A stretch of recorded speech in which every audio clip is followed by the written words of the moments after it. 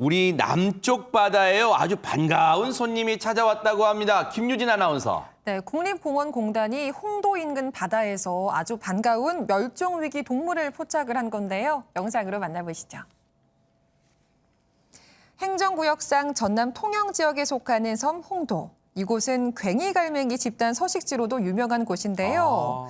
홍도 앞 수심 12m 바닷속을 헤엄치는 이 동물이 오늘의 주인공인 푸른 바다 거북입니다. 어머 세상에 색깔 진짜 이쁘다. 그죠? 그러니까요. 가까운 미래에 멸종 위기에 처할 것으로 우려되는 야생 생물종으로 크기는 최대 2m, 몸무게는 200kg 정도라고 하는데요. 주로 열대나 아열대에 주로 서식하는 이 거북은 먹이 활동을 위해서 장거리 이동을 하는데 남해에 위치한 국립공원까지 올라왔다는 건 그만큼 이곳 해양 생태계가 잘 보존되고 있다는 간접적인 증거로 보인다는 게 전문가들의 설명입니다. 세상에 그러겠네요. 관련해서요. 전문가 얘기 들어보시고 이어가 보도록 하겠습니다. 열대나 아열대 지역에 주로 서식하는 푸른 바다 거북은 해수 온도가 상승하는 봄, 여름철에 우리나라 제주도와 남해안 바다에서 종종 발견되는데 한라산 국립공원에서 발견된 것은 이번이 처음입니다. 국립공원공단은 국제적 멸종위기 종인 푸른 바다 거북 보호를 위해 앞으로 분포 현황 파악 및 서식지 보존을 위해 지속적으로 조사 관찰을 할 계획입니다. 그래요. 사실은 이 시간에 우리 바다 생물들이 맨날 오염된 바다에 신음하고 또 다치고 이런 소식만 전하다가 또 이렇게 반가운 손님 찾아왔다고 하니까 정말 기분도 좋아지는 것 같습니다. 이제 살다요. 세상에 대통령 예비 후보들의 옷을 비교하는 그런 사진까지 나왔다고 합니다. 이거 무슨 얘기인가요? 하재근 평론가님. 예, 이정현 캠프의 이경 대변인이 인터넷에 이재명 경기지사하고 윤석열 전 검찰총장이 어린 시절 입었던 옷의 사진을 놓고 네. 비교하면서 생각은 각자의 그릇만큼이라고 글을 쓴 거예요. 네. 그래서 논란이 되고 있는데 사실은 그 원론적인 얘기인데 누가 왼쪽으로 좀 누가 이재명 후보고 누가 윤석열 후보일까요? 좌측이 이재명 지사고 오른쪽이 윤석열 전 검찰총장인데 이재명 지사는 굉장히 큰 옷을 입고 있죠. 그리고 윤석열 전 검찰총장은 몸에 딱 맞는 옷을 입고 있으면서 뭔가 고급스러워 보이는 나빔 넥타이도 메고 그렇게 입고 있는데 네. 저러한 사진을 올리면서 네. 생각은 각자의 그릇만큼이라고 했기 때문에 네. 저거는 그냥 원론적으로 누구나 생각은 다 각자의 그릇만큼 하게 돼 있거든요. 네. 뭘 보든지 간에. 아하. 그래서 뭐 각자 알아서 생각하시라 네. 그런 의미로 쓴 것으로 보이고 아하. 저 사진을 본 이경 대변인의 그릇은 아무래도 이재명 지사가 흑수저 출신이라는 것을 강조한 것이 아니냐 뭐 그러한 추정도 나오고 있습니다. 네. 흑수저 출신이다 보니까 그러니까 어렵게 어릴 때부터 살아오다 보니까 서민들의 고통을 더 잘 알지 않겠네. 뭐 그런 행간의 의미를 깔고 이거 나름대로 해석해 보세요. 그랬는지는 모르겠습니다. 오윤성 교수님. 글쎄요. 지금 저 대통령 그 유력 그 예비 후보들의 그 캠프이기 때문에 아마 저 결정을 본인 스스로가 한 건 아니고 그 아하. 주위에 있는 사람들하고 아마 좀 회의를 하고 난 뒤에 아마 저런 걸 했을 텐데요. 네. 저는 개인적으로 이런 거 안 했으면 좋겠습니다. 아하. 왜 그러냐면 네. 당시 우리나라 사람들 거의 다 잘 못 살았거든요. 네. 그리고 이제 지금 사람이 살다 보면 잘 살다가 못 살 수도 있고 또 못 살다가 또 잘 살 수도 있는 것이 인생인데 그 뭐 지금 어떻게 보면은 이 모든 사람들이 다 이제 대통령 예비 후보라고 하면은 모든 국민들 다 아울러야 되잖아요. 그러니까 이제 저렇게 되면 뭐 잘 사는 사람, 못 사는 사람, 또 어렸을 때 잘 살았다고 또 나이가 들어서 잘 산다는 보장도 없는 것이고 일종의 어떤 그 편가르기 같은 그런 생각이 드는데요. 네. 결과적으로는 저런 것들이 이제 논란이 돼 가지고 많은 관심을 끌 수는 있겠죠. 이번에 지금 뉴스파이터에서도 나왔으니까. 네. 그런데 제가 볼 때는 별로 그쪽 캠프에 도움이 될 것 같지는 않습니다. 네. 어쨌든 판단은 시청자 여러분들의 몫으로 저희가 남겨드리겠습니다. 자, 그런가 하면 이 분야의 레전드로 알려진 이분이 세상에 조금은 의외의 소식으로 다가왔습니다. 김유진 아나운서. 네, 지난 2016년에 세상을 떠난 전설적인 권투 선수 무하마드 알리를 모든 분들이 아마 지금도 기억하실 것 같습니다. 그런데 이 알리가 운동에만 소질이 있었던 게 아니라고 하는데요. 영상을 통해서 만나보시죠. 최근 미국 뉴욕의 한 경매장에서 알리의 예술 작품 28점이 경매에 붙여졌습니다. 알리의 작품들은 우리 돈 약 12억 원에 낙찰이 됐다고 하는데요. 그중에서도 가장 비싸게 팔린 작품은 바로 팬들이 애워싼 링 속에 자신의 모습을 그린 이 작품입니다. 이 그림 하나가 무려 5억 원이 넘는 가격에 팔렸다고 하는데요. 그림 속에는 알리의 대표적인 어록까지 담겨 있었기 때문으로 분석되고 있습니다. 아니 하재근 평론가 진짜 우리가 알던 그 권투 선수 알리 맞아? 알리가 저렇게 예술적인 이 실력도 뛰어난 거예요? 예, 무함마드 알리인데 어허. 뭐 뛰어난지 아닌지는 뭐 각자 그릇대로 판단을 하면 아, 되겠지만 예, 예. 어허. 어쨌든 알리가 어렸을 때 학교에서 점수가 제일 잘 나왔던 과목이 체육하고 미술이었다고 하고 그래요? 아버지가 화가였고 어허. 저 그림이 그러니까 알리가 떠벌이라는 별명이 있었을 정도로 말을 많이 하고 어록도 많은데 제일 유명한 명언이 나비처럼 날아서 벌처럼 쏜다였거든요. 맞아요. 저 그림 제목이 벌처럼 쏜다인데 1974년에 조지 포먼을 상대로 권투를 할 때 네. 그때 했던 말이고 그리고 알리가 사회의식도 상당히 있어서 원래 본명이 캐시어스 클레이인데 이게 흑인 차별을 담은 이름이라고 해서 기존의 차별을 거부한다고 자신의 이름을 거부하고 스스로 자기 이름을 알리라고 새로 지었거든요. 네. 그러한 의식들도 그림에 담겨 있어서 이게 아무래도 좀 미술적으로 높은 평가도 받고 있는 것 같습니다. 사실 이 권투하면은요, 이 마이크 타이슨 전에는 정말 알리가 이 제일 유명했을 거 해도 과언이 아니었단 말이에요. 그런데 박성배 변호사님, 알리의 저런 예술적 재능이 왜 그러면 그동안 알려지지 않은 거예요? 알리는 아시는 것처럼 세계 헤비급 복싱 챔피언으로 말 그대로 문화의 아이콘입니다. 이 39세 은퇴할 당시에 56승 5패의 기록을 세웠고 이후에 파킨슨 병을 앓다가 지난 2016년 74세의 나이로 사망하고 말았습니다. 네. 이처럼 알리는 역사상 가장 위대한 운동선수로 칭송받고 있지만 그의 미술적 재능 잘 알려져 있지 않습니다. 이 사실 알리는 직업 예술가였던 아버지의 재능을 그대로 물려받아서 어렸을 때부터 그림을 그려왔고 레슨까지 받으면서 꾸준하게 그림을 그려 나갔다고 합니다. 그러네요. 역시 사람은 죽어서도 이름을 남긴다. 역시 이번 경우를 보면 딱 들어맞는 말 아닌가 이런 생각도 해봅니다. 자, 흔히 우리 그런 말 하잖아요. 비만은 건강의 적신호다. 근데 이게 안 들어맞는 경우도 있다고 합니다. 허주연 변호사님. 네, 그 예전에 운동기구 광고 카피 중에 날씬한 몸매를 원하십니까? 맞아요. 이런 카피 있었잖아요. 모두가 날씬한 몸매를 원하는데 바로 여기에서는요. 많이 먹고 어서 뚱뚱해지라면서 상까지 주면서 독려하는 곳이 있습니다. 어머. 미국 알래스카주 카트마이 국립공원의 한 곰에 대한 이야기인데요. 네. 자세한 내용은 영상으로 만나보시죠. 네, 여기 곰 한 마리가 있습니다. 그런데 우리가 알고 있는 곰이랑 좀 달라요. 아이고. 어딘지 좀 말라 보이고 살이 아이고. 거의 찌지 않은 모습인데요. 금방 쓰러질 것 같아요. 그렇죠. 그런데 이제부터 이 곰의 변신이 시작됩니다. 그러기 위해서는 한 가지 기술이 필요하다는데 저기 뛰어오르는 연어들 보이시죠? 네. 이 사이에서 가만히 한 곳 보면서 집중하더니 연어 한 마리를 금세 저렇게 와우. 낚아챕니다. 이야. 이렇게 열심히 연어를 잡아먹으면서 석 달 정도 시간이 흐르면 자, 이 곰이 이렇게 변했어요. 어머. 오동통하게 살이 오른 모습으로 변했는데 여기서 끝이 아니에요. 네. 이렇게 살이 잘 오른 뚱뚱한 곰이 된 보상으로 올해의 뚱뽀곰상 1등 자리를 당당하게 거머쥐었다고 합니다. 아니 보세요. 석 달 만에 몸이 저렇게 변화한 것도 놀랍지만 아니 이런 상이 있어요. 하재근 평론가님? 예, 올해로 7회째를 맞았다고 하는데 나름 치열한 과정을 겪는다고 합니다. 네. 저게 한순간에 사진 찍어서 그것만 판별하는 게 아니라 7월부터 한 석 달에 걸쳐서 어떠한 변화 과정을 거쳤는지 네. 중간에 뭘 먹었는지 먹방 사진 이런 것도 야. 다 놓고 네. 사람들이 그걸 보고 판단을 하는 건데 아. 이게 토너먼트 같은 과정을 거쳐서 네. 요번에 우승을 한 오티스 480이 네. 저 투표를 하는데 5만 1000여 표를 얻어서 와.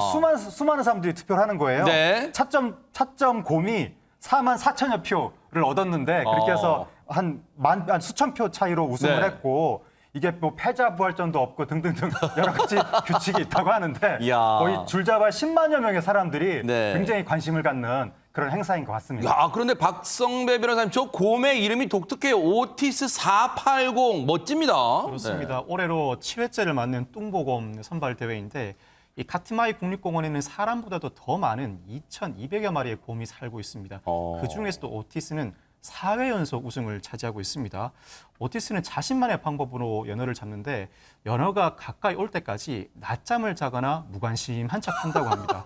이 국립공원 관계자에 따르면 오티스는 물이 잔잔해지고 연어가 바짝 가까이 올 때까지 기다렸다가 사냥을 하는 방식으로 사냥을 하고 있다고 합니다. 야, 똑똑하네요. 우리 흔히 뭐 잘 못한다고 할 때 곰 이러는데 정말로 IQ도 뛰어난 것 같습니다. 자, 연어를 폭식한 곰돌이 못지않게요. 시선을 강탈하는 동물이 있다고 합니다. 김유진 아나운서. 그렇습니다. 아마 이 영상 보고 나면 이거 개가 아니라 사람 아닌가라는 생각하실지도 모르겠는데요. 영상으로 만나보시죠. 터키에서 대중교통을 타고 이곳저곳을 돌아다니는 동물 스타, 바로 유기견 보기입니다. 물 위를 가르는 여객선에 올라타서 여기저기 앉을 만한 자리를 탐색하고 다니는 이 녀석. 이 출근길 지하철 안에 우리 모습을 보는 것 같기도 한데요. 네. 등장만으로 모두의 주목을 받는 보기. 그렇게 한참 동안 배 이곳저곳을 누비다가 본격적으로 자리를 잡고 바깥 풍경을 즐기며 여유를 만끽합니다. 야. 승객들 사이에서도 어서 와, 동물 승객은 처음이지 하는 표정으로 전혀 위화감이 느껴지지 않는 익숙한 모습인데요. 네. 여객선과 버스, 지하철 등에서 유기견 보기를 봤다는 목격담이 이어지면서 현재 팔로워가 5만 명이 넘는 동물 스타가 됐다고 합니다. 야, 진짜로 가는 곳마다 사람들의 관심을 한몸에 받고 있어요. 관련 얘기 들어보시고 이어가 보도록 하겠습니다. 2 months ago, we have noticed a dog trying to use our trams, our metros, all our trains, and he knows where to go, he knows where to get out. So it was quite interesting, and we have started to follow him. And it was really an interesting pattern. It's something like that he knows where to go, and he has a purpose. Well, I believe he loves Istanbul. And he loves to travel, and he obeys the rules, so he waits out of the lines just like the other passengers, and after everyone gets out, he gets in the train and he has a special place. 하재근 평론가님, 놀랍습니다. 비록 무임승차는 합니다만 규칙을 잘 지키네요. 네, 정말 놀라운데 저 유기견 보기가 하루에 대중교통을 타고 한 30km 정도를 이동한다는 거예요. 그리고 선호하는 대중교통 그 수단이 지하철이랑 트램이라고 하는데 네. 정말 놀라운 게 현지에서 보기에 저 개가 아무렇게나 막 움직이는 게 아니라 네. 방향성과 목적이 있는 것 같다. 그러니까 그 목적지가 있는 것 목적지가, 같다고. 어허. 아니 그런데 사람도 지하철 트램 이런 거 목적지 찾아가려면 가끔가다 헤맬 때가 있는데 네. 어떻게 개가 그렇게 다니는지 너무 신기하고 네. 그리고 사람들이 지나가다 이제 너무 놀라울 거 아니에요. 사진 같은 거 찍으려고 휴대폰을 딱 갖다 대면 이렇게 빤히 쳐다보면서 포즈를 취해준다고 야, 하는데 네. 그것도 놀랍고 그런 모습을 통해서 수많은 사람들을 만나고 있는 거잖아요. 네. 그런 모습을 보는 사람들로 하여금 행복을 느끼게 하는 아하. 그러한 순간을 선사해주고 있는 것 같습니다. 그러니까요. 뭔가 좀 힐링이 되는 그런 느낌도 받습니다. 그런가 하면요. 유명 스타의 안타까운 소식이 전해졌다면서요. 박성배 변호사님. 그런데 그 스타는 사람이 아니라 아하. 콩고 민주공화국 비룬가 국립공원에 사는 한 고릴라입니다. 그래요? 하지만 이 스타 고릴라 이제는 더 이상 볼 수 없다고 하는데 무슨 일인지 영상과 함께 설명드리겠습니다. 스타고릴라요. 아하. 두 발로 비스듬히 차렷 자세로 서서 카메라를 응시하고 있는 마운틴 아이고. 고릴라 은다카시 마치 사람 같은 포즈를 취하고 어머. 관리인과 함께 찍은 이 사진으로 2019년 SNS에서 단숨에 인기 스타로 떠올랐습니다. 진짜. 이 은다카시는 2007년 생후 2개월 때 밀렵꾼에게 어미를 잃고 구조대에 의해 구출되었는데요. 이 비룬가 국립공원에서 사육사와 함께 10년 넘게 동고동락해 왔다고 합니다. 그런데 이 유명 스타가 얼마 전 그의 오랜 친구였던 사육사의 품에서 생을 마감하고 말았습니다. 야. 은다카시는 그동안 지병을 앓고 있었다고 하는데 장기간 투병 끝에 14세의 나이로 세상을 떠나고 말았습니다. 예.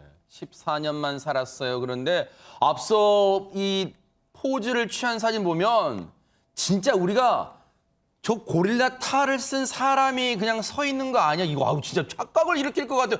진짜 사람과 흡사하네요. 그런데 마지막 이 작별하는 세상과 작별하는 모습을 지켜본 사육사의 슬픔이 정말 컸을 것 같습니다. 하재근 평론가님. 네, 은다카 씨가 저 사진을 찍었을 때가 2019년인데 그 전에 2007년에 생후 2개월일 때 밀렵꾼한테 어미를 잃고 구출이 된 거예요. 그때부터 이제 사람이 보살펴 온 건데 세상에. 사육사가 10년 이상을 보살펴 온 거잖아요. 네. 그래서 사육사가 뭐라고 그랬냐면 은다카 씨를 아이처럼 사랑했다. 그가 가져다 준 행복에 영원히 감사한다. 세상에. 라고 이야기했고 네. 국립공원 측에서도 10년 이상 보살핌을 받아온 사랑하는 고릴라의 죽음을 알리게 돼서 정말 슬프다라고 애도했습니다.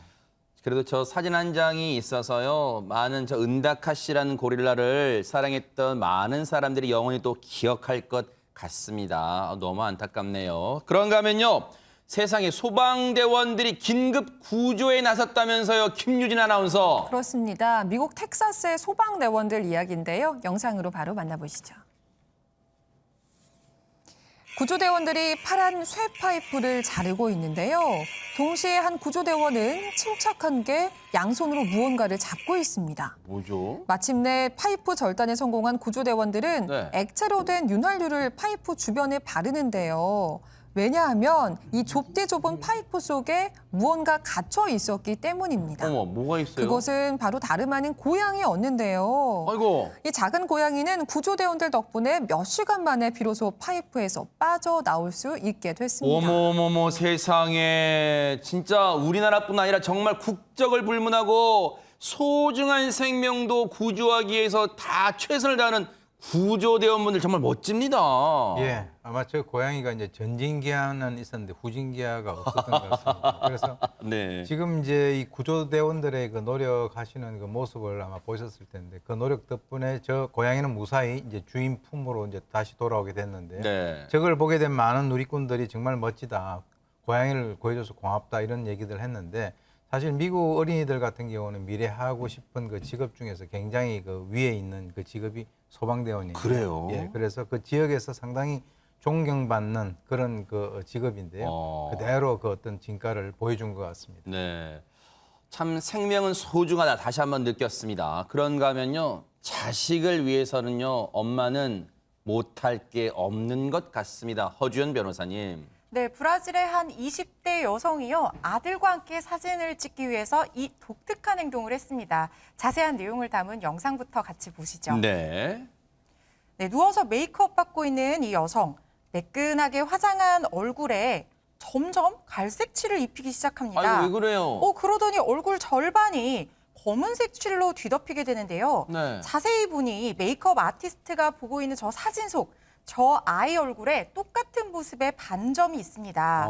이 사진 속 주인공이 바로 태어날 때부터 얼굴 절반에 반점이 뒤덮인 채 태어난 이 여성의 아들인데요. 이 아들을 위해서 엄마가 똑같은 모습으로 특별히 분장을 한 거예요. 세상에. 엄마 모습을 본 아이, 신기하고 기분 좋은지 저렇게 이리저리 만져보다니 같이 활짝 웃었다고 하네요. 처음에는 글쎄요, 뭐 새로운 화장법인가 해서 유심히 봤는데 사연을 듣고 보니까 참 오윤성 교수님, 저 엄마는 아이가 태어났을 때 참 고민도 많았을 것 같다는 생각도 듭니다. 네, 지금 이제 저 그 여성의 이름이 그 캐롤리나라고 하는 여성인데요. 2017년에 이제 저 아이 엔조를 낳았을 때 처음에는 그 의사들이 그 아이의 얼굴 갖다가 이 산모한테 안 보여줬다고 합니다.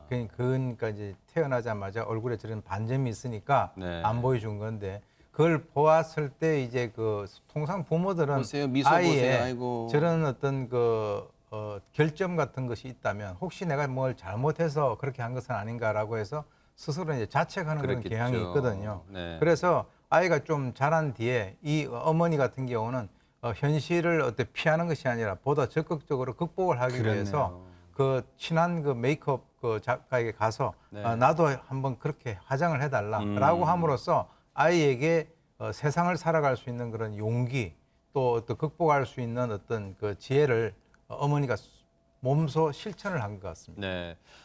아이와 똑같은 문양의 반점을 그리기로 엄마가 특별히 마음을 먹은 이유가 있을까요? 하재근 평론가님. 이 엄마가 그 이유를 설명했는데 아이가 컸을 때 얼굴에 있는 반점 같은 거는 그저 단순한 신체 특징 중에 하나로 받아들일 수 있게 하고 싶었다. 누구보다 당당히 자신의 있는 그대로를 사랑할 수 있도록 그렇게 키우려고 노력했다. 세상에. 그런 취지로 이제 반점을 그렸다고 하는 겁니다. 네.